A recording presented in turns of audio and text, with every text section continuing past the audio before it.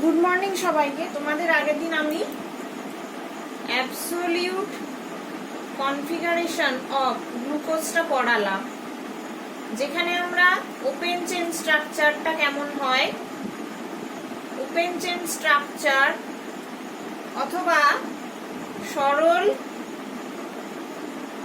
শৃঙ্খল গঠন যেটা গ্লুকোজের, সেটা দেখালাম। তার ওপেন চেন স্ট্রাকচারটা কিরকম হয় না আমরা পরীক্ষা করে দেখলাম।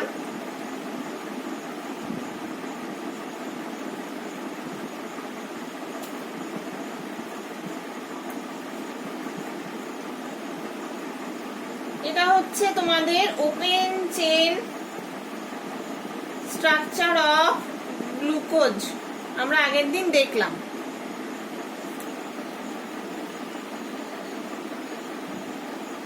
সরি, এখানে আর একটা হবে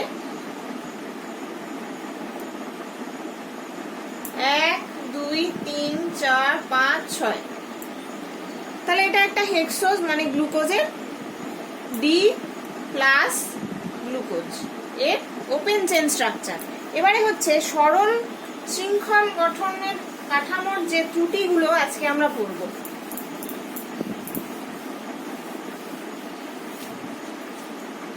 কাঠামোর ত্রুটি, সরল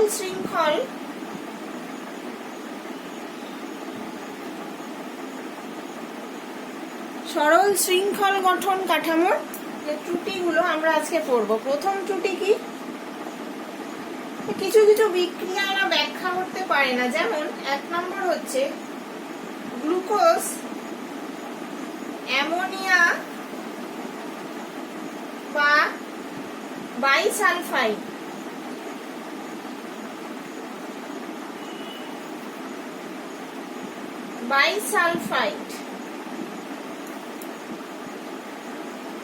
এদের সঙ্গে বিক্রিয়া যুত যৌগ, এদের সঙ্গে বিক্রিয়া করে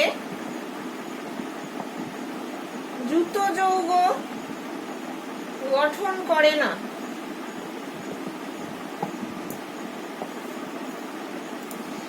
এরা শিপস বিকারকের সঙ্গে, শিপস রিয়েজেন্ট, শিপস বিকারক যেটা আমরা ইউজ করি অ্যালডিহাইড কিটোনের শনাক্তকরণে, ফার্স্ট সেমে তোমরা পড়েছো শিপ রিঅ্যাকশন। তোমাদের রিঅ্যাকশন গুলো নেই, কিন্তু তাও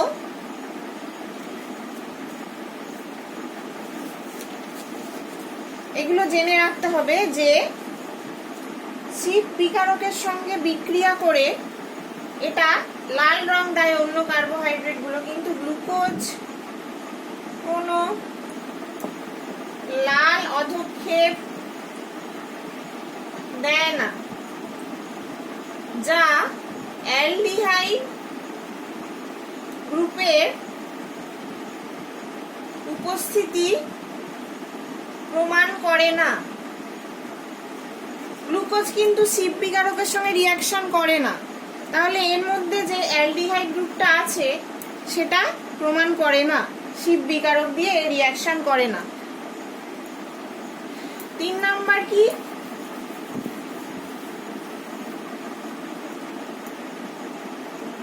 অ্যাসিটাইল যৌগ গঠনকালে HCl এর উপস্থিতিতে গ্লুকোজ কেবলমাত্র এক অণু মিথাইল অ্যালকোহল MEOH, মিথাইল অ্যালকোহলের সঙ্গে বিক্রিয়া করে, যেখানে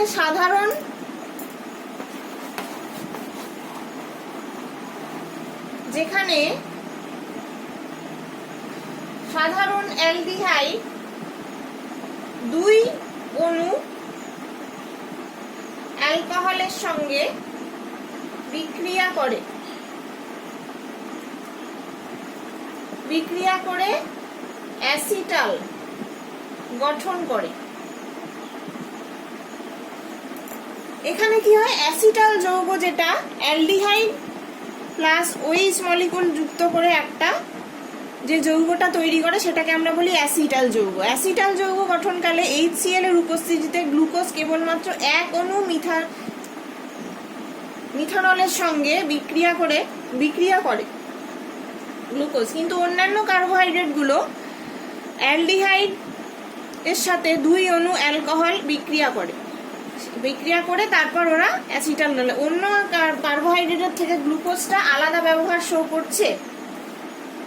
এগুলো আমাদের ওপেন চেইন স্ট্রাকচার দিয়ে ব্যাখ্যা করতে পারি না আমরা। 4 নাম্বার পয়েন্ট কি,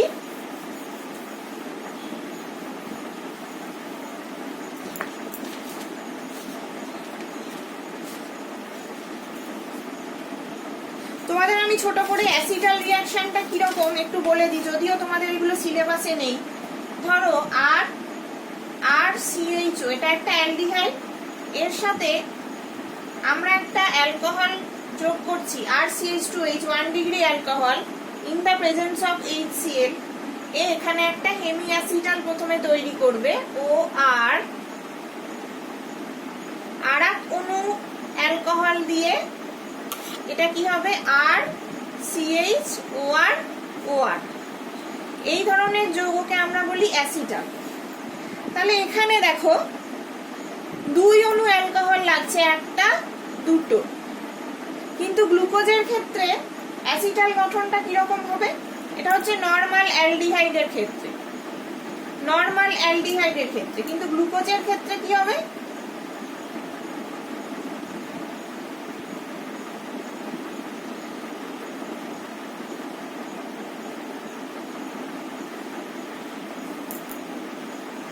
এর সাথে প্রথমে এই অ্যাসিটালটাই তৈরি করলো, এর সাথে যদি ROH in the presence of HCl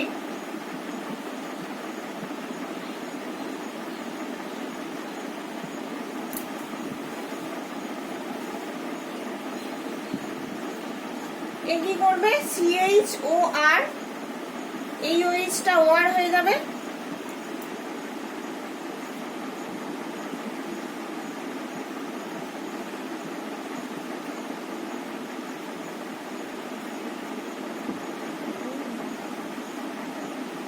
এটা হচ্ছে সাইক্লিক গ্লুকোজের স্ট্রাকচার। আমরা একটু পরে এটা পড়বো, সাইক্লিক গ্লুকোজ বা ক্লোজ রিং স্ট্রাকচার।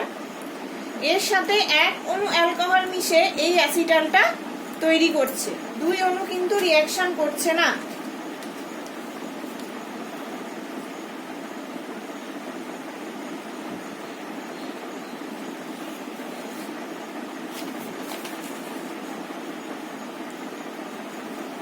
নম্বরটা কি, 4 নম্বর ড্রব্যাক ওপেন চেইন স্ট্রাকচারের,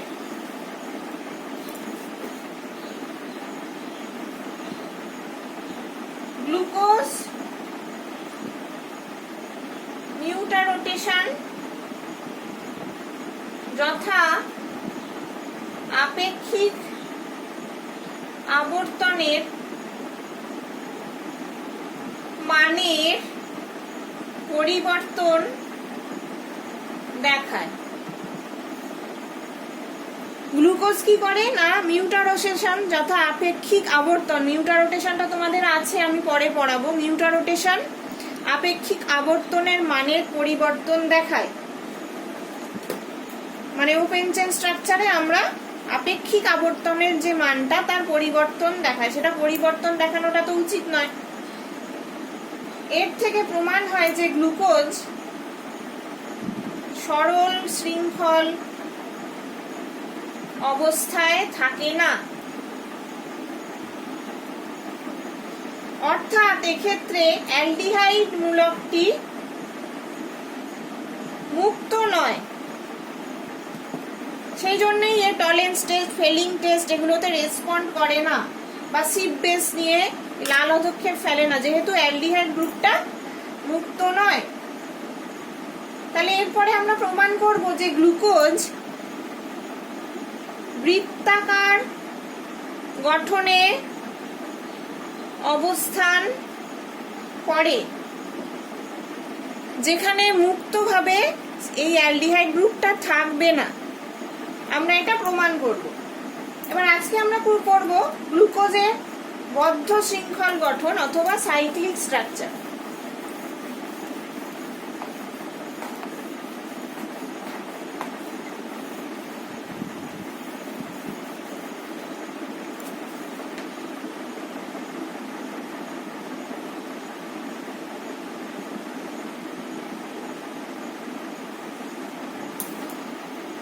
গ্লুকোজের বদ্ধ শৃঙ্খল গঠন অথবা সাইক্লিক স্ট্রাকচার। তাহলে উপরিউক্ত ব্যাখ্যা থেকে এমিল ফিশার একজন সায়েন্টিস্ট প্রথমে গ্লুকোজকে একটি 5 সদস্য বিশিষ্ট 1,4 অক্সাইড বলয়যুক্ত বৃত্তাকার যৌগ হিসেবে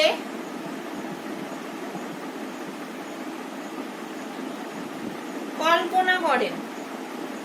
ঠিক আছে, এক্ষেত্রে সিএইচও মূলকের সঙ্গে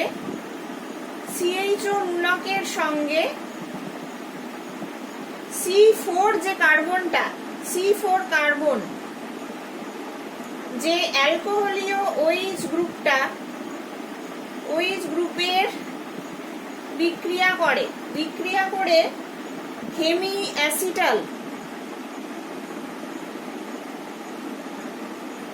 যৌগ তৈরি করে এবং C1 কার্বন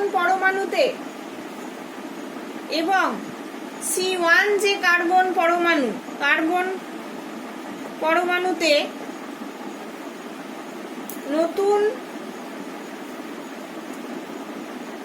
নতুন অপ্রতিসম কার্বন সৃষ্টি হয়।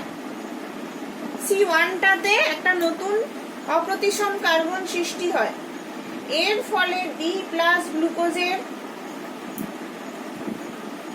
ফলে কি হয়? D+ গ্লুকোজের দুটো জ্যামিতিক সমাবয়ব তৈরি হয়। D+ গ্লুকোজের একটা হচ্ছে আলফা, একটা হচ্ছে বিটা। তাহলে এটাকে আমরা বলি গ্লুকোজের ফিউরানো স্ট্রাকচার। তাহলে এই দুটো আলফা বিটা স্ট্রাকচার কিরকম দেখতে হবে? গ্লুকোজের ফিউরানোস বা close string structure, cyclic structure of glucose দু রকমের হবে। একটা হচ্ছে, দেখো এই যে এর সাথে 4 নাম্বার যে OH-টা সেটার সাথে যুক্ত হয়ে একটা হেমি অ্যাসিটাল ফর্মে থাকবে। 1 2 3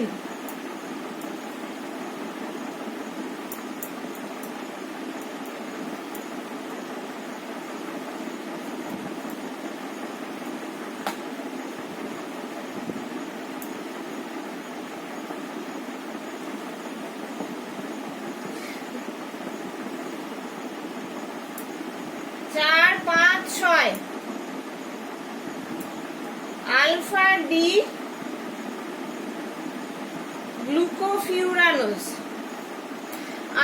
ডি গ্লুকোফিউরানোজ। এটা হচ্ছে আলফা। বিটাটা কি রকম? না, ওটাও একটা রিং স্ট্রাকচার। এটা 1 নম্বর কার্বন, এটা 2 নাম্বার কার্বন। 2 নাম্বার কার্বনটা জাস্ট চেঞ্জ হবে, মানে এপিবারিক যেটা।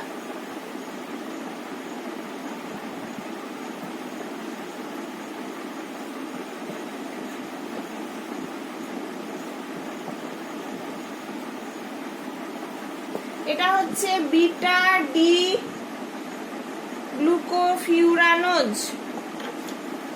তাহলে আলফা ডি গ্লুকোফিউরানোজ আর বিটা ডি গ্লুকোফিউরানোজ দুটোর এরকম স্ট্রাকচার বা ফিশার অভিক্ষেপ সংকেত বলে, এটা হচ্ছে ফিশার ফর্মুলা বা ফিশার সংকেত of cyclic structure of glucose.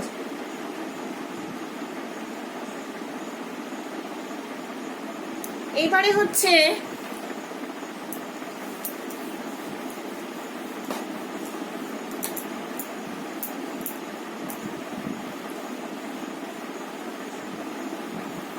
Howard বলে একজন সায়েন্টিস্ট, হাওয়ার্ড আর হার্স্ট, এই দুজন সায়েন্টিস্ট এবং তাদের সহকর্মীরা এরা প্রমাণ করে যে মুক্ত শৃঙ্খল বা ওপেন চেন স্ট্রাকচার, যেটা ওপেন চেন স্ট্রাকচার অফ গ্লুকোজের অ্যালডিহাইডের কার্বন পরমাণু 5 নাম্বার কার্বন পরমাণুর ওই যেটা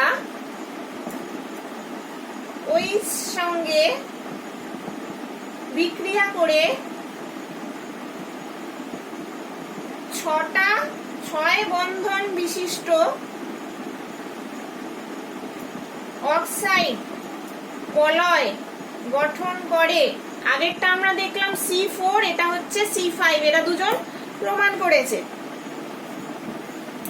এদের অনুযায়ী আলফা আর বিটা ডি গ্লুকোপাইরানোজ, এরা ফিউরানোজ, আর এটা হচ্ছে pyranose ring structure. Alpha D glucopyranose এদের মতে, আর একটা হচ্ছে বিটা ডি, একটা আলফা ডি গ্লুকোপাইরানোজ আর একটা হচ্ছে বিটা ডি গ্লুকোপাইরানোজ।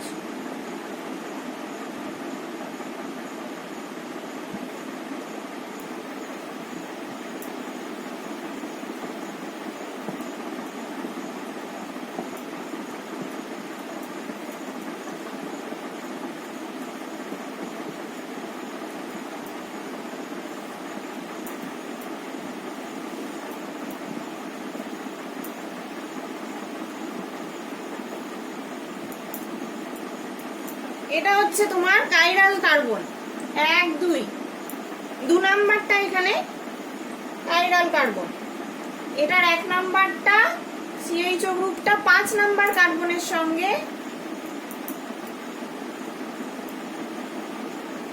1 2 3 4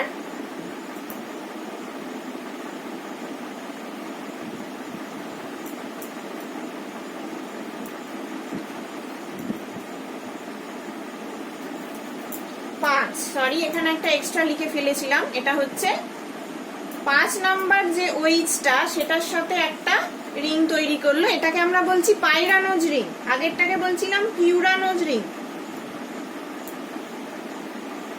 তাহলে পাইরানোজ আর ফিউরানোজের মধ্যে আলফা বিটাটা কি, জাস্ট একটা অ্যানোমার। কি হবে, অ্যানোমারিক কার্বনটা হচ্ছে 2 নাম্বার কার্বন।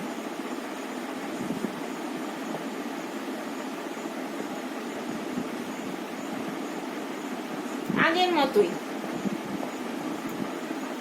এইটা শুধু চেঞ্জ হবে। তাহলে 1 2 3 4 5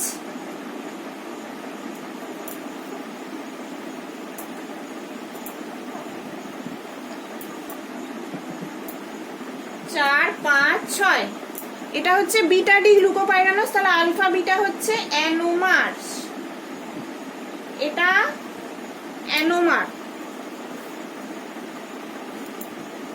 তাহলে এই যে দুটো আমরা শিখলাম, পাইরানোজ বা ফিউরানোজ রিং ফর্মে থাকছে, ফিউরানোজ এবং পাইরানোজ, এই শব্দগুলো নির্দেশ করে কি, নির্দেশ করে যে গ্লুকোজ অণুটি গঠনগত দিক দিয়ে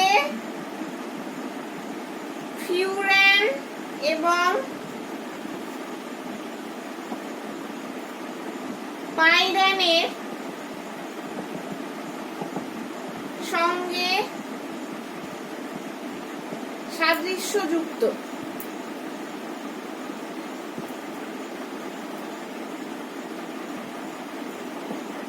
টেট্রাহাইড্রোফিউরান।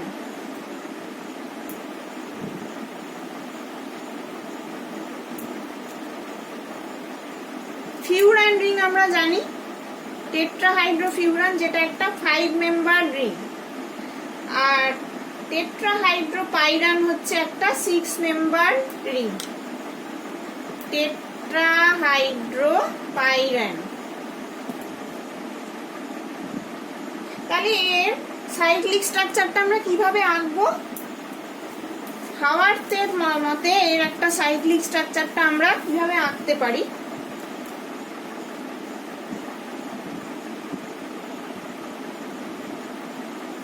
হাওয়ার্থের প্রসেসে গ্লুকোজের ষড়ভুজাকৃতি গঠন প্রস্তাব করেন এই হাওয়ার্থ। তার গঠনটা হচ্ছে পাশে দেখানো হচ্ছে এই যে এইভাবে। এটা একটা সাইক্লিক স্ট্রাকচার। অপ্রতিসম কার্বন এটা।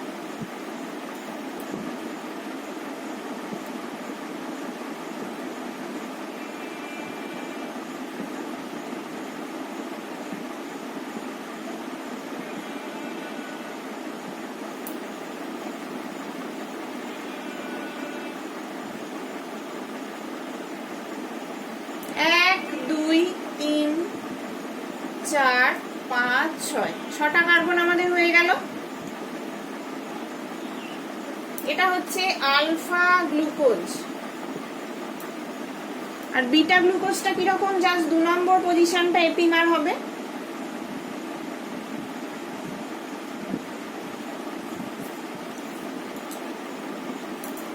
এটা sorry 2 number carbon, 3 number, 4 number, 5 number. এটা এরকম ভাবে নাম্বারিং হবে না। হ্যাঁ,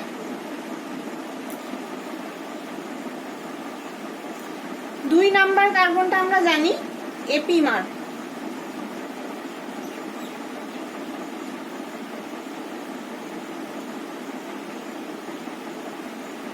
বাকি সব এক থাকবে।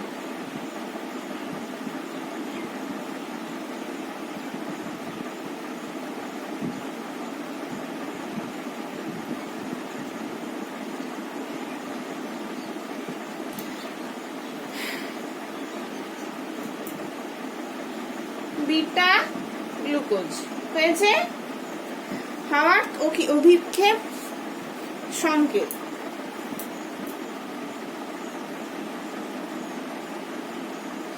অপ্রতিসম কার্বন সি স্টার, যেটা পরমাণুর ডান দিকে যে হাইড্রক্সিল গ্রুপটা থাকে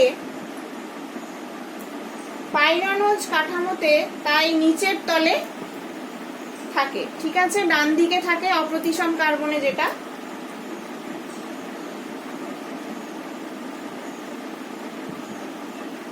ডান দিকে যে হাইড্রক্সিল গ্রুপটা থাকে সেটা হচ্ছে আলফার ক্ষেত্রে। দেখো আগের চেনটায় আলফার ক্ষেত্রে ডান দিকে আছে ওইচটা, সেই জন্য এটা নিচের দিকে থাকবে। আর বিটার ক্ষেত্রে এই ওইচটা উপর দিকে থাকবে। তাহলে আলফা আর বিটাটা জাস্ট অ্যানোমারিক কম্পাউন্ড।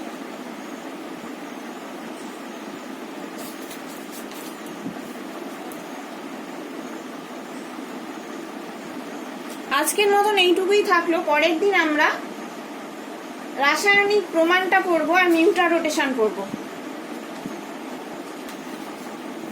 রাসায়নিক প্রমাণটা পড়বো সাইক্লিক স্ট্রাকচারে, আর মিউটা রোটেশন পড়বো।